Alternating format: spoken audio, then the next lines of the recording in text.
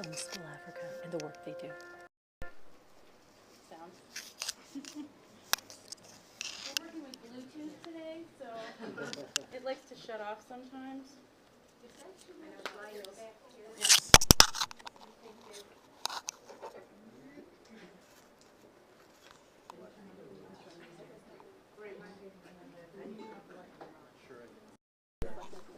They're getting the technical things. Oh, sorry, it's all the window.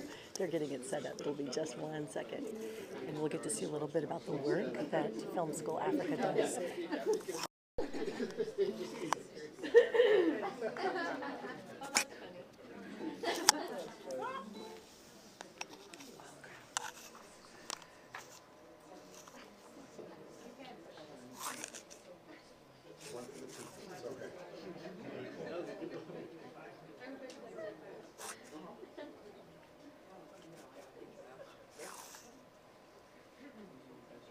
Okay, just getting the presentations fired up. Sorry, folks. There you go.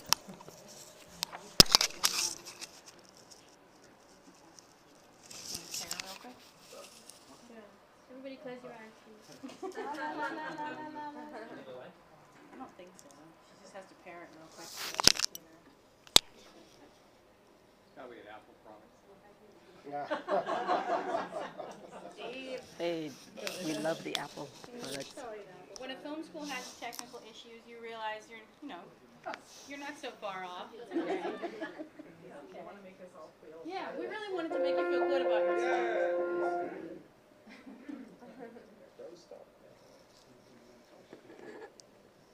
Pretend we just started now. Okay, now we are starting.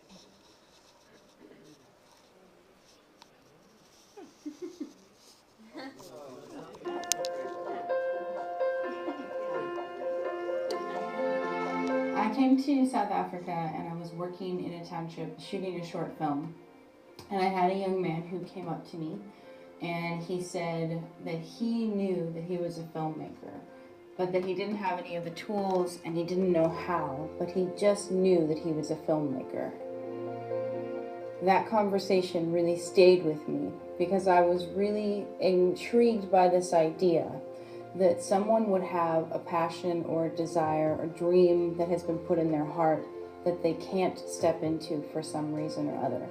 When I started out, I was just going to be in South Africa for 6 months. We took students from never having held a video camera before. By the time they had finished their class, they were directing films, they were working with actors, they were setting up shots, they were editing on Mac laptops. And by the time we finished a level 1 class, they're walking a red carpet to their own film festival.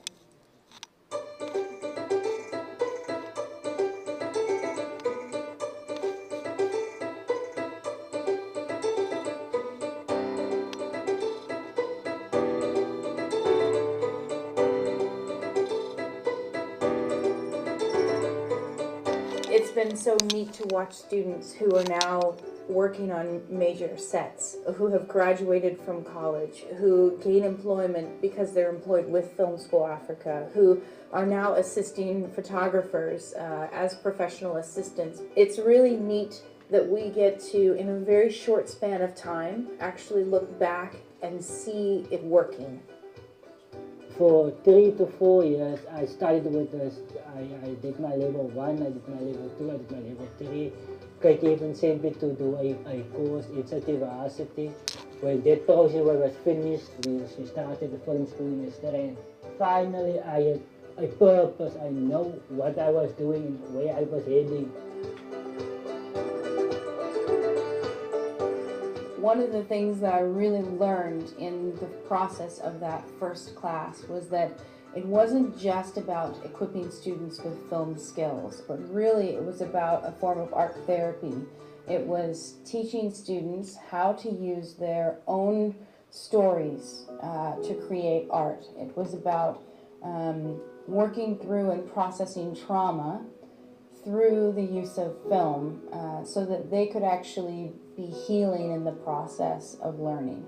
I feel like now I can make movies that people can relate to. Now I can do my own movies. I can express my feelings through the film, through the media, because of Film School Africa.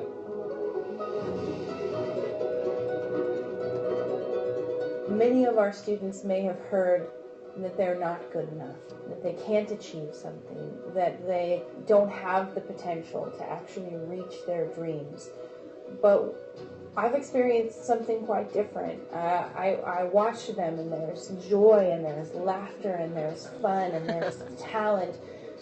It just needs to be brought out.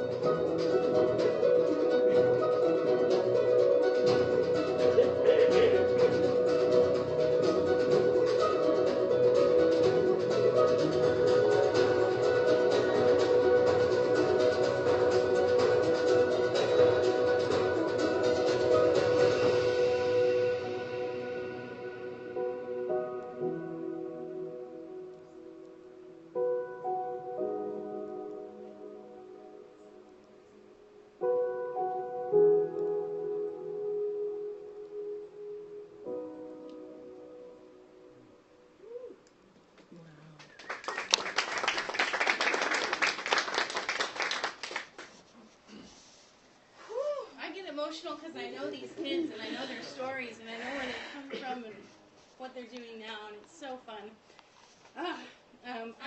I will maintain my composure, I promise, as best I can.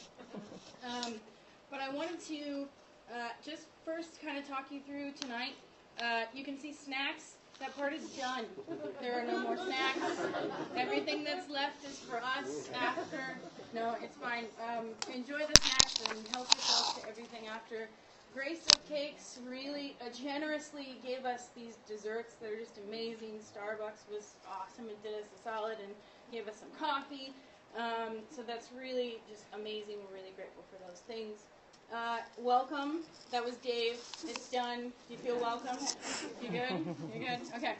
Up next, we're gonna get into Gaston's story, but I just want to give you a bit of an understanding of what we're talking about. So, some of you know a whole lot about South Africa, and some of you know very little about South Africa. And so, South Africa is an incredibly complex place, and it's a place where there's a lot of divide, and so there's a lot of those who have a lot, and there's a lot of people who have very little. And you know, we're looking at a space of 40,000 people living in about a square mile in the township of Kayamandi, which is a population density greater than that of New York City. And of course, New York City is built up so that we can accommodate that many people in that tight a space. So you can imagine how small the shacks are where people live and how close they are. And they're oftentimes made out of scrap metal and particle board. And fires go sweeping through, and they take out 1,000 homes at a time, and everyone is just left standing there waiting to rebuild. And we have students and that we'll introduce you to tonight who have literally rebuilt with pieces of burnt metal that had been burned, and they come back and they're lining the insides of their homes. And so as we sit with them and we talk with them, you can see which pieces are new and which pieces are being reused. And it's just such a unique place. 11 official languages, 177 spoken languages. So you can imagine the tension that happens in a place like Kayamandi and a place like the Strand. We launched in the Strand a few years ago. It is an entirely different people group. They're actually called colored people, which is not a derogatory term there. Obviously, it would be here. But yeah, we basically work with students there. Their language is Afrikaans, but they have a very unique way of doing things as well. They have come from a Malaysian descent, but their community is not only is working through gangs. There's a lot of sexual abuse. There's a lot of alcohol abuse. There's a lot of drugs, and so the two communities look very different. And oftentimes I make the comparison with our black students who have a tribal affiliation with the colored students. It's kind of like, you know, in the height of tension in Los Angeles, it was like a Hispanic and African American war. it was a real gang war. You wouldn't, if you were colored, you wouldn't walk through a black community. If you were black, you wouldn't walk through a colored community. But what's so cool about what we've been able to experience is we've got these two communities, and we bring them together, and I mean, it's like seeing my long lost brother. It's been so long. You know, they're hugging each other, they're giving high fives. It's just amazing to see the connection between them, and because we bring them together for fun activities and special events, it's just really, really neat to see. So we have a wonderful guest in the audience who is from South Africa, and she'll tell you a little bit about her journey, which is unique to her. I used to work in Hollywood. I was an associate casting director, and I worked on the writing side as well. I was an assistant to executive producers, television. So my background was the Hollywood side of things, and it really wasn't until I got to Africa to start working with students on the potential of what film is and photography and the acting for the camera class. It was just all of a sudden I was in this sweet spot, and I really figured out what it was that God wanted me to do, and I started using for the first time all of my gifts and talents, and so that is my purpose. That's why I'm there. I love these students, and I can't wait for you to hear more from them directly. So Gaston's story is quite amazing. He's the coordinator in the Strand, so he works for Film School Africa. He is on staff with us. He started as a student. Yeah. Strand's like 30 miles from Kaimandi? Yeah, it's about a 30-minute drive. We're Southern Californians. We talk in minutes, right? I have no idea how many miles it is, but it's about a 30-minute drive from one community to the other. And then we'll tell you more about FSA College, which would be smack dab in the middle in a place called Somerset West. Come on in. Come on in. Hi. Hey! Come on in. There's chairs. Yes, no, Okay. That way? no, you're good. After that, after we go through Gaston's story, you're going to watch two films. And I just want to give you a little insight. The first film was made by a student who was doing her first year with us. It was her first film class. And a lot of what we do with our students is help them process their own personal story first. So they start to take apart their own story. They talk about their lives. And the reason that we do that is because then it gives them a different perspective when they go in to start making a film about it. So they might pull a piece out of their own personal story. So Elzana rarely spoke about her abortion. And she had an abortion, and she now has 3 kids, and she has a loving husband, and she has everything's going really well for her, but there's a lot of stuff in her past. And so the first film that we'll watch is her story. And, you know, part of what's so cool about this, I actually heard, when we went up to San Luis Obispo, I heard that there's actually a term for this, and it's called active mastery. Who knew? I mean, really, I knew it was working, but I didn't know why.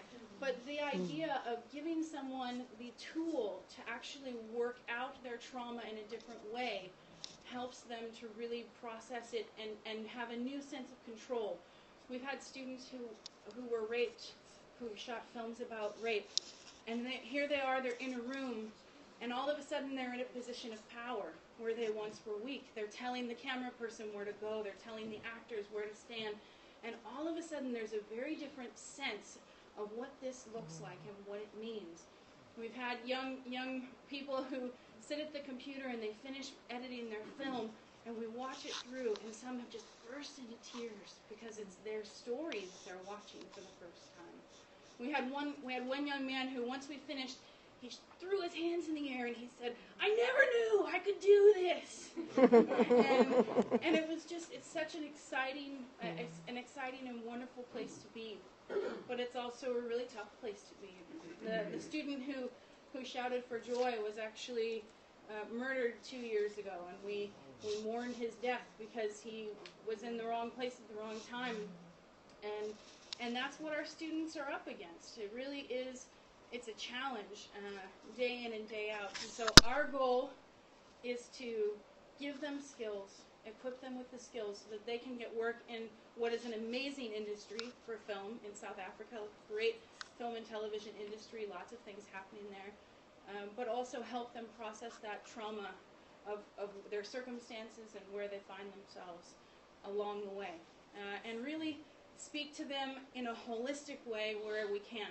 So seeing to their educational needs, seeing to their physical needs, if there's no food in the house, seeing to, if someone needs glasses, helping her figure out what that looks like to get glasses and get a prescription, and then seeing to their spiritual needs. Where are you? What's going on?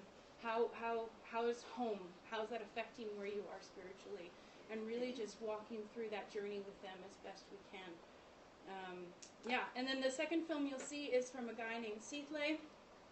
He made this film for his friend who was actually was beaten to death by the community. And so when the police can't really help, or when you know that someone who's killing or robbing, and they continue to do it, and they're going to go to prison, and they're going to be out in a day's time or at the end of the weekend, then oftentimes the community will take matters into their own hands. So that's what this film is about, and we process what that looks like. What does that mean? Is that how does that work? Is it right? And we talk through some of those issues, and the students making movies about those issues. You'll see down here it says bursary students. It's just a fancy word for scholarship. It's just a fun word for scholarship. It's what the South Africans use, and I think British people as well. Bursary, fancy, sounds British. So that's just for bursary. It means scholarship. Okay, cool. Let's watch some film. Can you tell us the age of the filmmakers? Yeah, Elzana is 29, and Seathley is 22. 29.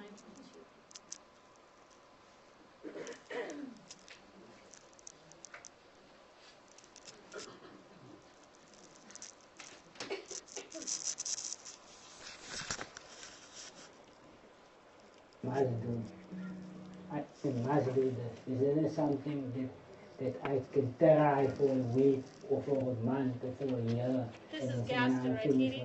Yes. This part of who I am. This is what the Lord created me to do.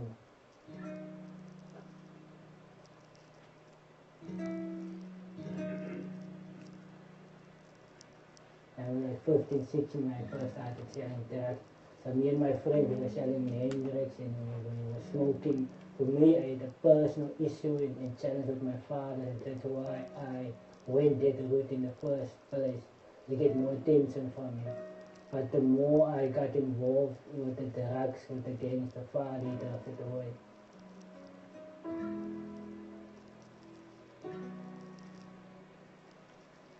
One day when I was alone at home, I was drinking and I was just overwhelmed by the depression, and my life just flashed before me, and I was filled with a lot of anger and a lot of rage, and I was disappointed myself.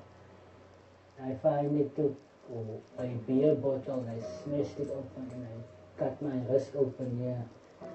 Because at that time I thought to myself, what am I worth if people just can come and go out of my life, and if I didn't have the money, if I didn't have all this stuff, will people still love me for me?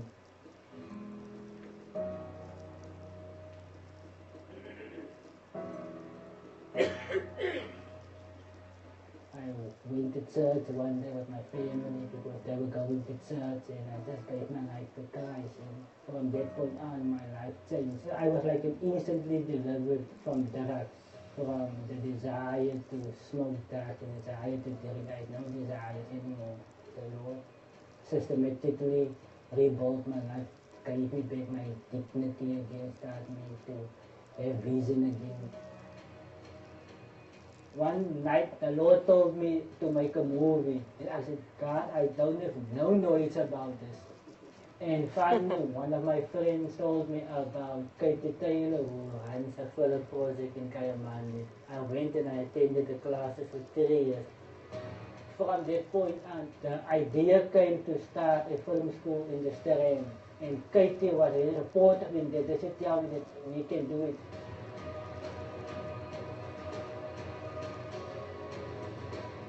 When people first saw my first movie that I did, the response of the people really blew me away.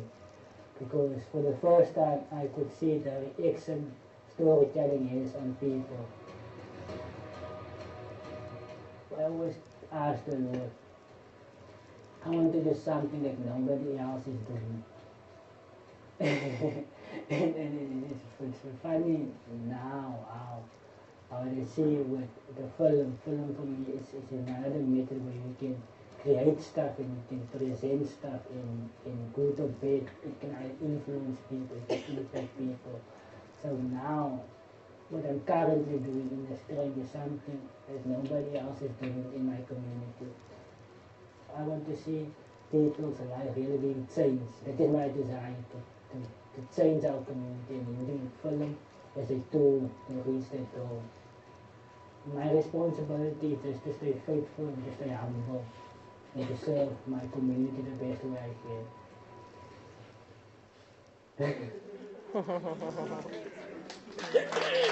can.